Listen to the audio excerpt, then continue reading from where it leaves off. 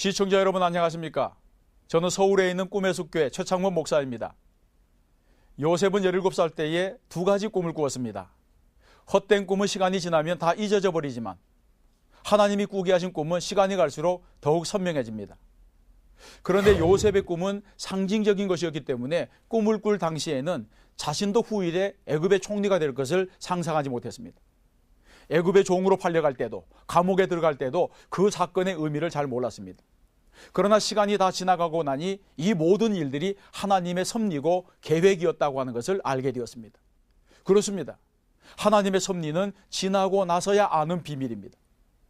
과거에는 몰랐던 사건의 의미들이 예수님을 만나고 하나님을 만나면 해석이 되는 것입니다. 그러면 요셉은 꿈을 이루기 위해서 어떤 대가를 지불했습니까? 첫째, 고난을 겪었습니다. 요셉은 아버지의 심부름으로 세겜 땅에서 양을 치던 형들에게 갔습니다. 그곳에서 형들을 만나지 못했기 때문에 다시 물음으로 도단에게까지 가서 형들을 만나게 됩니다. 그러나 형들은 요셉을 반기지 않았습니다. 보자마자 죽일 궁리부터 먼저 했습니다. 형들은 요셉을 보자 꿈꾸는 자가 온다고 비웃었습니다. 그리고는 죽이려고 구덩이에 던졌습니다. 거기서 요셉은 인간적으로 회복될 수 없는 상처를 받았습니다. 만일 그가 하나님을 믿는 자가 아니었다면 그곳에서 당한 억울함 때문에 분노와 미움에 사로잡혀서 평생 복수의 칼을 갈고 자기도 망하고 상대방도 망하게 하는 그런 사람이 되고 말았을 것입니다. 그러나 요셉은 그렇게 하지 않았습니다. 꿈을 꾼 것 때문에 형들에게는 비웃음의 대상이 되었지만 요셉은 그 꿈 때문에 고난을 이길 수 있었던 것입니다. 둘째, 질투를 받았습니다. 형들은 왜 요셉을 죽이려고 했습니까?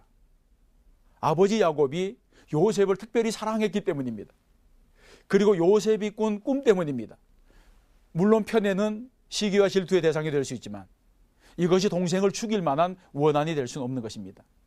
그러나 사람이 시기와 질투에 빠지면 이성을 잃어버리고 살인에 이르는 죄에 빠지게 되는 것입니다. 요셉의 형들은 아버지의 편애만을 질투한 것이 아니라 요셉의 꿈도 질투했습니다. 요셉이 자기 꿈대로 성공한다고 해서 형들에게 손해날 일이 무엇이 있습니까? 그런데 악한 인간들은 사람을 함정에 빠뜨리고는 그의 꿈이 어떻게 되는지를 우리가 볼 것이니라고 말했습니다. 꿈을 가진 사람은 사람들의 미움을 받을 각오를 해야 됩니다. 그때 절대로 낙심하지 말고 그 고난을 이겨내야 합니다. 큰 꿈을 이루려면 큰 시련도 이겨내야 합니다. 하나님께서는 우리가 감당할 시험만을 주시고 또 시험 당하면 피할 길도 주시겠다고 말씀했습니다. 셋째, 위기를 만났습니다. 꿈꾸는 사람은 요셉처럼 위기를 당할 수 있습니다. 요셉이 던져진 구덩이는 고통과 고난의 구덩이입니다. 실패와 질병, 배신과 역경의 구덩이입니다. 높이 올라가는 꿈을 가진 사람일수록 떨어지는 구덩이가 깊습니다. 산이 높을수록 골짜기가 깊은 것과 같은 이치입니다. 다윗도 골리앗을 꺾고 사무엘에게 기름 부음을 받은 후에 얼마나 큰 시련과 고난을 당했습니까? 자신의 미래의 꿈이 있는 분들은 현실이 주는 고난과 시련에 주저앉지 마시기 바랍니다. 그것이 끝이 아닙니다. 꿈이 클수록 이루려는 목표가 클수록 장애물이 많습니다. 요셉은 형들의 손에 의해 종으로 팔릴 때에 비극적인 운명이 시작되었습니다. 그때는 왜 이런 일을 당하는지 알 수 없었습니다. 이럴 때는 억지로 풀지 말고 그냥 두어야 합니다. 해석이 안 되는 일은 그냥 두는 것이 좋습니다. 하나님이 하시는 일을 인간의 지식으로 다 알 수 없기 때문입니다. 사랑하는 CTS 시청자 여러분, 이 사건에서 우리가 알아야 할 것이 무엇입니까? 알 수 없는 고난이 우리를 집어삼킬 때에 그 고난 속에서 일하시는 하나님의 섭리에 주목하라는 것입니다. 요셉은 거대한 고난의 파도에 휩쓸려서 자기가 어디로 떠내려가는지도 모른 채 표류했습니다.